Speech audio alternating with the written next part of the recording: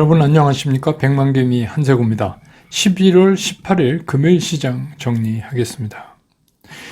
새벽에 끝난 미국 뉴욕 시장은 연준 위원들의 계속되는 매파적 발언, 이게 쉬지 않고 지금 나오고 있죠. 그래서 다시 이제 조금 후퇴하는 그런 모습을 보였습니다. 그렇지만 초반의 약세를 좀 딛고 이렇게 올라오면서 끝났다. 물론 이제 지수는 플러스를 못 냈지만 말하자면 양봉을 그려낸 거죠. 그래서 전약 후강의 모습을 보여서 그거에 대한 기대가 우리 시장으로 장 초반에 그대로 이어졌습니다. 그래서 코스피 같은 경우도 0.21% 상승 출발을 했고 장중에는 1%가 넘는, 그래서 2471포인트를 넘는 그런 데까지 올려 붙였었습니다. 그렇지만 후속적인 매기가 부족하면서 오늘 결국은 이제 종가의 윗꼬리가 길게 위로 달리는 그런 음봉을 형성하면서 오늘 마감을 했습니다. 그래서 오늘 코스피 시장에서 외국인들은 1977억을 순매수했고요. 기관은 778억을 순매도했고 개인도 1502억을 순매도했습니다.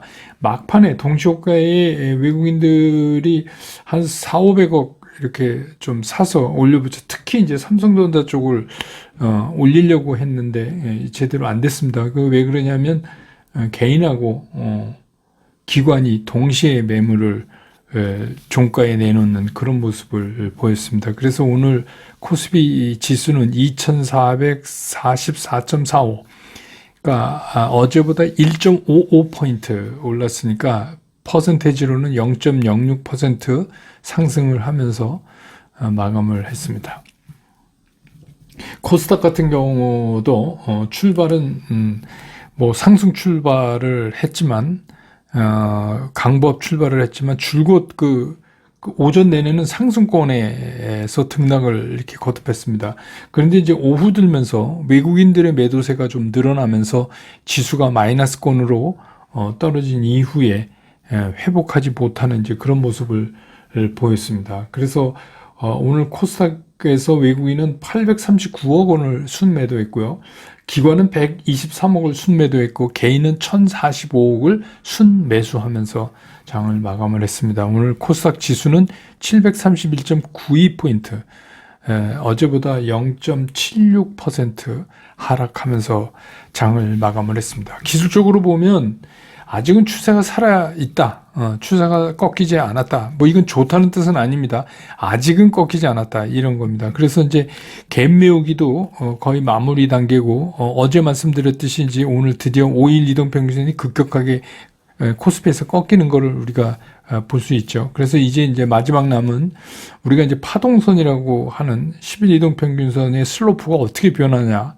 이게 이제 변하기 전에 지금 같이 위로 이렇게 향하는 상태에서 재반등이 나와주느냐, 다음 주에. 이게 이제 상당히 중요하게 생겼습니다.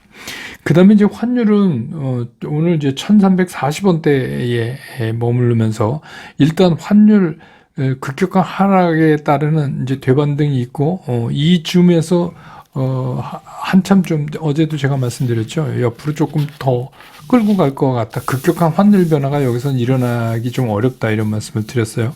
그 다음에 이제 시가총액 상위 특징을 보면, 오늘 보면 이제 삼성전자서부터 LG 에너지솔루션, 하이닉스, 삼성바이오, LG화학, SDI까지는 금액의 차이는 있지만 일단 올랐습니다. 어제 종가에 비해서.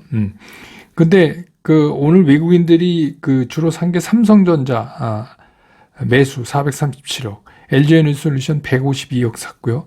하이닉스 330억 샀고, 삼성바이오는 한 3억 정도 샀어요. 근데 LG화학은 100억 정도 팔았습니다. SDI 146억, 현대차 8억 샀고, 네이버 52억, 셀트리온 64억. 그러니까 오늘도 외국인들은 필요한 종목만 찝어서 사는 그런 모습을 보였고, 기관은 삼성전자 48억 샀고, LG 에너지솔루션이나 하이닉스는 99억, 85억 이렇게 팔았습니다. 삼성 바이오로직스를 67억 샀고, 기관이, LG화학을 기관이 160억 샀습니다. 나머지는 전부 기관은 팔았습니다. 그래서 오늘 보면, 오늘 이제 시가총액 위쪽에 있는 그런 것들만 외국인 아니면 기관의 그 매수에 의해서 그냥 플러스를 만드는 그런 모습을 오늘 보였습니다. 그 다음에 뭐 섹터별로는 뭐 오늘 그렇다 보니까 특이하게 이렇게 확 들어오는 건 없지만 그래도 이제 상대적으로 움직임을 보였던 것들은 이제 중국 관련해서 이게 이제 뭐 엔터 드라마 게임 뭐 이런 쪽에 있죠. 전체는 못 오르고 산발적인 움직임을 보였는데 한중 정상회담이 뭐 무난하게 진행됐다 하는 걸로 평가를 해서 중국의 한학령이 해제될 것을 이제 기대하면서 이제 게임 같은데 판호 같은 거 이제 내주기 시작했으니까 그걸 이제 기대하면서 엔터 드라마 게임주 일부가 이제 움직였고요. 또 여의도 증권가에서는 코로나19 규제 완화를 이제 중국이 한다는 게 우리 소비재 업종에는 좀 긍정적이다. 이런 뭐 의견을 좀 내는 영향도 좀 받았고요.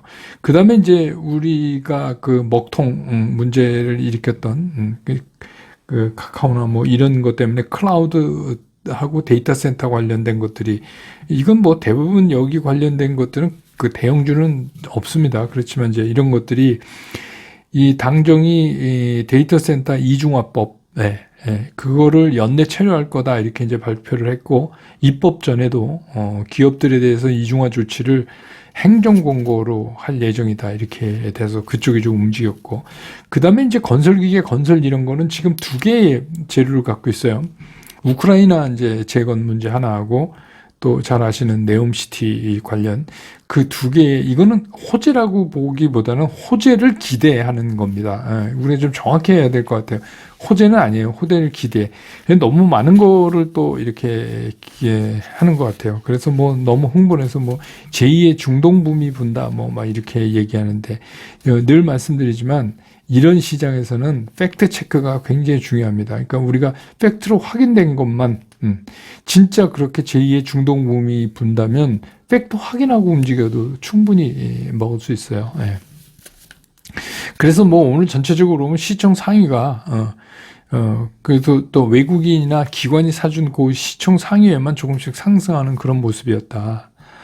그래서 뭐 그 오늘 이제 밤에 미국이 옵션 만기잖아요. 그러니까 그런 것도 있고 또 주말이라는 부담감도 있고 그래서 시장에 또 영향을 줄 만한 재료가 지금 없어요. 그런 상태입니다. 그래서 좀 오늘 시장은 이렇게 좀 지루하게 움직일 수밖에 없는 시장이었다. 아침에 제가 이제 뭐 텔레그램에 얘기했죠. 오늘 반등 나온다 해도 굉장히 제한적 상승에 끝날 가능성이 있다. 이렇게 말씀드렸죠. 그러니까 오늘은 뭐 원래부터 그런 날입니다. 없어도 되는 날이에요. 쉽게 얘기하면. 왜냐하면 어저께로 다 끝났어요. 금주 매매가.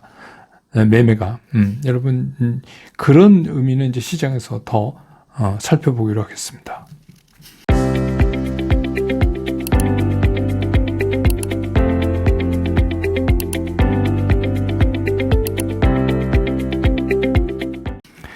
시장을 보면 지금 시장이 우리가 이제 이렇게 보잖아요. 이게 시장의 금리하고 경기하고 이 두 개가 싸움을 벌이고 있다. 우리가 이제 이렇게 보잖아요. 그래서 다들 이슈가 전부 그곳에 이제 집중돼 있어요. 그래서 언제 금리 상승을 연준이 멈출 것이냐. 그래서 뭐 이게 경기가 이렇게 나빠질 텐데 이 경기가 이렇게 나빠지는데도 불구하고 연준이 금리를 계속 올릴 수 있을 거냐? 뭐 이제 이런 거죠. 되게 이제 그 심플합니다. 이게 지금 논리들은. 그래서 금리를 더 이상 못 올린다. 연준은 이제 금리를 더 이상 올릴 수가 없다. 이런 의견까지 이제 나오고 있어요. 우리나라에서. 그런데 사실은 연준은 지금 누구랑 싸우고 있냐면 주식시장이랑 싸우고 있는 게 아니에요. 연준은 인플레이션이랑 싸우고 있는 거예요. 그리고 주식시장은 자꾸 연준이랑 싸우고 있는 거예요. 이게 이제 다릅니다. 우리가 이거를 잘 읽어야 돼요. 뭐 우리가 변방에 있지만 멀리 떨어져 있는 나라지만 뉴욕 시장으로부터 이걸 좀 제대로 읽어야 되는데 자꾸 이걸 금리하고 경기의 싸움으로 오해할 수가 있어요. 금리하고 경기 싸움 아니에요. 이거는 연준하고 인플레이션 싸움이고 연준하고 주식시장하고 싸움인지도 몰라요. 근데 싸움이 이제 안 되는 건데 자꾸 이제 주식시장이 뭐라 그러죠? 그거를 앙탈을 부린다고 그럴까? 뭐 이제 일종의 그런 거예요. 주가 이렇게 하면 이제 작살난다. 사실 주식시장에서 경기 위축되면 안 된다라고 얘기하는 이유가 뭐냐면 내 주식 빠지면 안 된다 이 얘기를 하고 있는 거잖아요. 내 주식 빠지면 안 된다. 경기 위축 니네 어떡할 거야. 금리 멈춰. 뭐 스텝 다운 내지는 정지 아니면 피봇해. 뭐 이런 얘기들의 그 뒤에 깔려 있는 거는 주식시장을 더 빠지게 하지 마라. 뭐 이런 얘기잖아요. 근데 연준 입장에서는 이거 별로 관심이 없어요. 우리가 이거를 좀 제대로 좀 파악을 해야 될 것 같아요. 갈 길이 멀어요. 연준은 지금 갈 길이 멉니다. 그래서 뭐 주가 오르게 금리 인상을 멈추고 뭐 이런 얘기는 그냥 증시에서의 바람이지 뭐 그 연준은 이거를 이렇게 심각하게 생각하지 않을 수 있어요. 주가의 문제를. 그리고 또 하나 중요한 건 연준은 주식시장의 주가를 올려주는 곳이 아닙니다. 예. 우리가 너무 연준을 좁게 보고 있는 거예요. 사실 이제 이거를 따져보면 그럼 미국은 이 인플레이션이 어디부터 시작됐느냐? 그러니까 뭐 코로나 팬데믹 때 돈을 풀어서 이런 거 아닙니다. 사실은 금융위기 때에서부터 시작이 된 거예요. 그러니까 그 15년간을 이게 미국이 기축통화하고 지네 마음대로 할 수 있으니까 그냥 막 인쇄해서 막 달러를 푸는 거예요. 그거의 후유증이 지금 이제 나타나고 있는 겁니다. 이게 단순하게 팬데믹 때만 일어난 일이다. 이렇게 쉽게 볼 수는 없어요. 그렇기 때문에 인플레이션 수치를 절대적으로 나타내주는 CPI나 또 PPI가 이게 이번에 이제 피크에서 꺾였다. 그러니까 금리 인상을 멈춰라. 이렇게 이제 시장에서 얘기하지만 연준 입장에서는 좀 그게 와닿지가 않는 거죠. 이게 굉장히 인플레이션이 쉽게 잡히지가 않아요. 이렇게 오래된 인플레이션입니다. 이 지금 미국 인플레이션은. 그렇기 때문에 연준의 이제 그 총재들이 자꾸 왜 계속해서 금리 인상이 필요하다고 이 사람 저 사람 돌아가면서 얘기할까?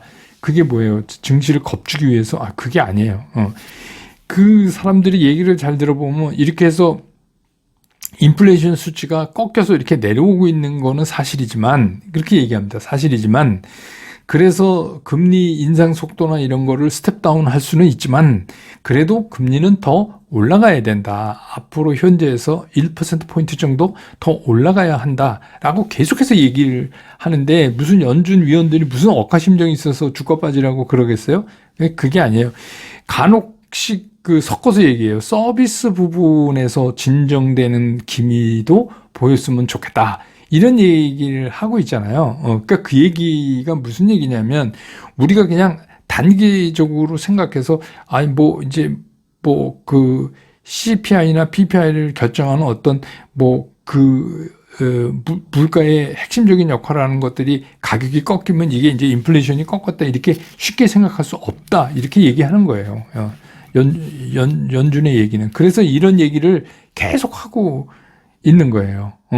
그러면 우리가 경기 침체를 겪으란 말이냐? 그런데 연준 입장에서는 경기 침체가 순간적으로 겪더라도 인플레이션을 안 잡고는 이건 갈 수가 없는 거죠. 그게 더 인플레이션이 더 큰 문제죠. 연준 입장에서는. 그래서 여기서 멈추면 죽도 밥도 안 되니까 여기서 이제 이거를 멈출 수가 없는 거죠. 그래서 이제 여러분 이런 말들을 우리가 잘 곱씹어 볼 필요가 있어요. 그래서 결국은 이 달러 약세는 어쨌든 이어져요.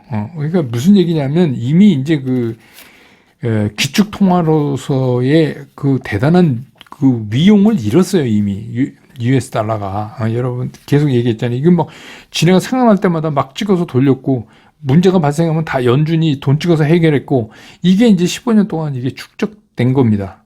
그래서 이제 간혹 사고가 터질 때 금융위기라든지 코로나 팬데믹이라든지 이럴 때 이제 좀 더 많이 푼 거는 있지만 결국 그렇게 찍어 돌리면서 이제 우리 흔한 말로 달러가 이제 맛이 가는 거예요. 킹 달러로서 맛이 가는 거죠. 그리고 미국이 어차피 교역량으로도 중국한테 내준 지 이미 오랜데 그러니까 그런 거. 그 다음에 이제 미국 채권을 많이 가지고 있는 중국이나 일본이 툭 하면 이제 환율 방어 때문에 채권 시장에 자꾸 내던지죠. 등등.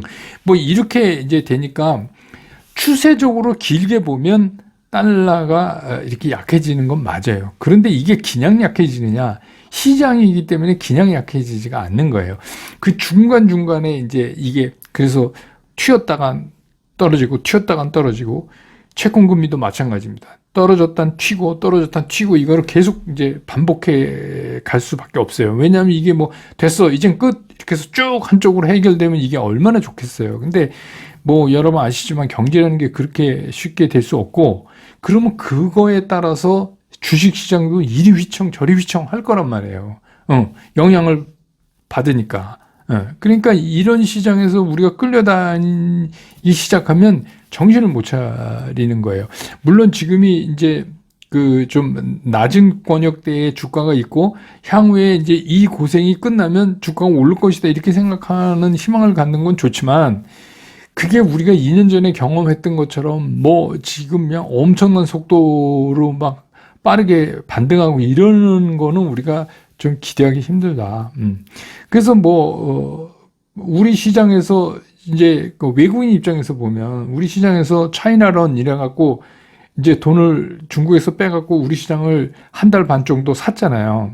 샀는데 사다 보니까 이게 뭐 워렌 버핏도 TSMC를 사고 그리고 뭐 이제 미중 뭐 만나서 명쾌하게 뭐 해결된 건 아니지만 일단 만났잖아요. 그리고 그 차이나 이제 리스크가 자꾸 이제 조금씩 이렇게 줄어드는 것 같은 느낌이 드니까 그 차이나론이 계속 일어나겠습니까?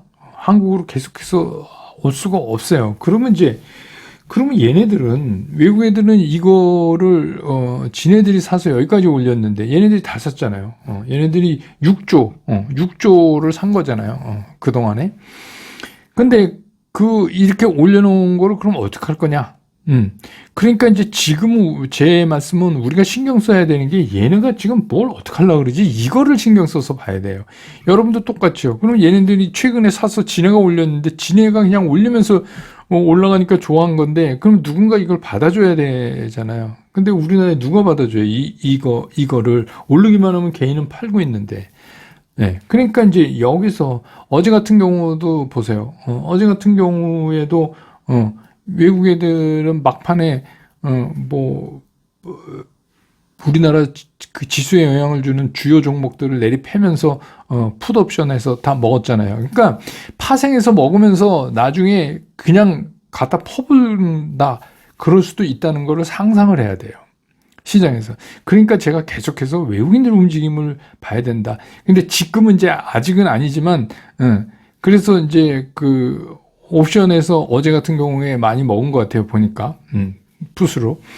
그러니까 그냥 갑자기 마지막에 그냥 조져버리죠. 우리말로. 그러니까 이거를 이제 우리가 잘 따라가면서 이거를 봐야 됩니다. 그러니까 이제 백만개미 당원 여러분들 이게 무슨 말인지 잘 모르겠고, 어떻게 따라가면서 보는 건지 모르시는 분은 제가 정리해서 말씀을 드릴 테니까 그렇게 이제 보세요. 그러니까 지금 우리는 뭘 어느 쪽으로 확정적으로 얘기하기가 되게 힘들어요.